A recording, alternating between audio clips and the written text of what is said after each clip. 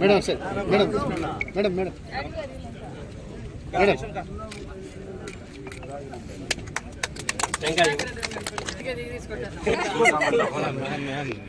పంచల మీద పంచలు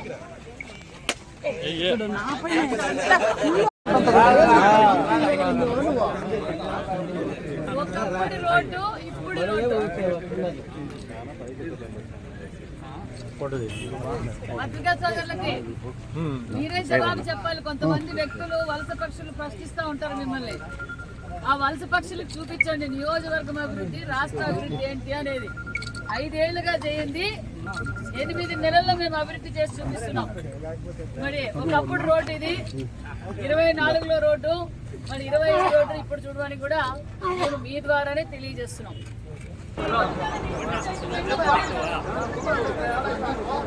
మీరు వచ్చేటప్పుడు విలేకరులు ముందుకు వచ్చేటప్పా ఇదికి వచ్చే విలేకరులు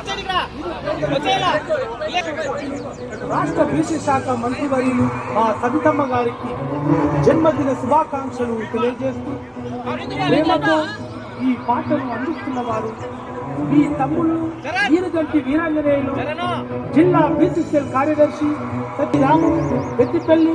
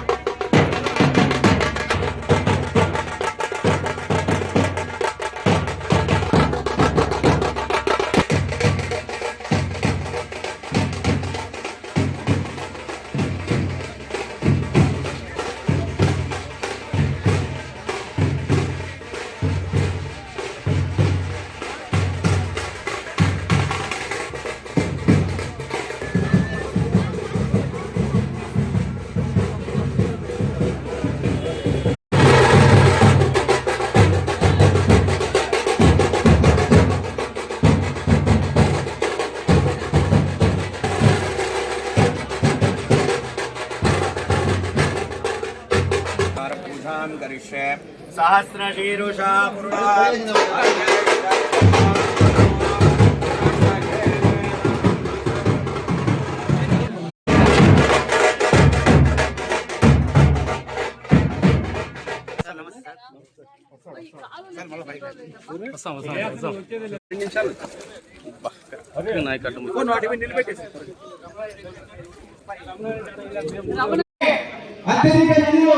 ఇచ్చినటువంటి అక్కగారికి మరో కృతజ్ఞతలు చెప్తూ ఇంకా మాకు ఇంకా చాలా వరకు రోడ్లు ఉన్నాయి, మాకు అధిక శాతం రోడ్లు ఇవ్వాలని ఈ సభాముఖంగా మేము తెలియజేస్తున్నాం. ఈరోజు రాష్ట్ర వ్యాప్తంగా అభివృద్ధి పరుగులు పెడుతుందన్న విషయం ప్రపంచానికి అందరికీ తెలుసు. ఒక పక్క ప్రధానమంత్రి నరేంద్ర మోడీ గారి ఆశీర్వాదంతో, ఒక పక్క మన చంద్రబాబు నాయుడు గారి విజనరీతో, నారా లోకేష్ బాబు, పవన్ కళ్యాణ్ గారు మొత్తం రాష్ట్రం అంతా పరుగులు పెడుతున్న విషయం తెలుసు. అదే విధంగా రాష్ట్ర వ్యాప్తంగా పల్లె పండుగ జరుగుతోంది. ఆ పల్లె పండుగలో భాగంగా అనంత సత్యసాయి జిల్లా పెనుగొండ నియోజకవర్గంలో గోరెంట్ల మండలంలో, అంటే మేము ఎన్నికల సమయంలో మాటిచ్చాం, ఇది గోరెంట్ల మండలం మందలపల్లి పంచాయతీ మారెడ్డిపల్లిలో సుమారుగా 25 సంవత్సరాలుగా మా గ్రామస్తులందరూ ఇబ్బంది పడుతున్నాం, మాకు రోడ్డు కావాలా అని చెప్పి ఆ రోజు మాకు ఓటు అడిగేటానికి అన్నారు.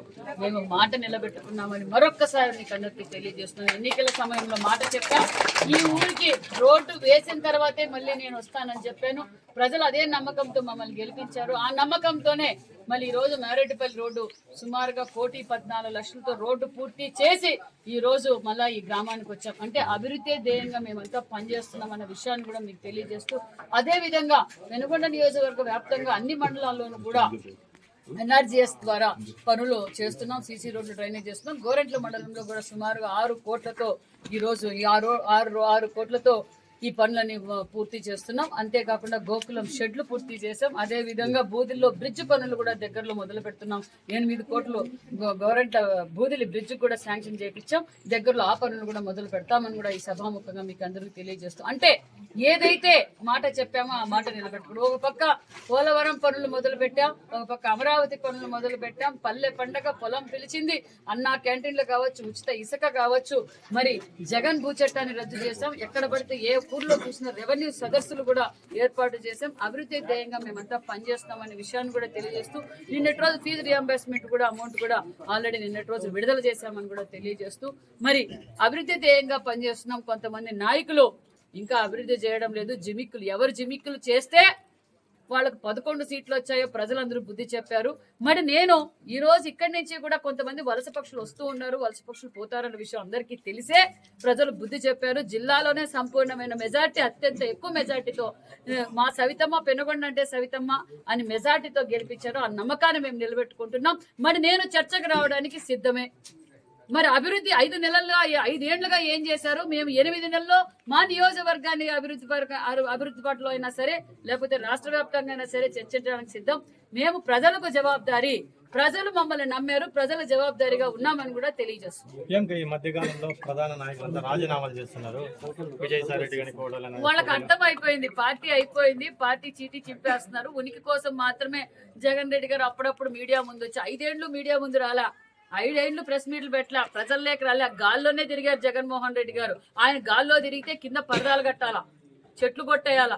మరి ప్రజలకు అందరికీ అర్థమైపోయింది, నాయకులు కూడా అర్థమైపోయింది. ఇంక జగన్ తో ఉంటే మన పరిస్థితి ఇంతే అని చెప్పి వాళ్ళు అలర్ట్ అయిపోయి వేరే పార్టీకో లేకపోతే రాజకీయ సన్యాసమనో గుళ్ళో గోపురాలో పోతున్నామని చెప్తున్నారు.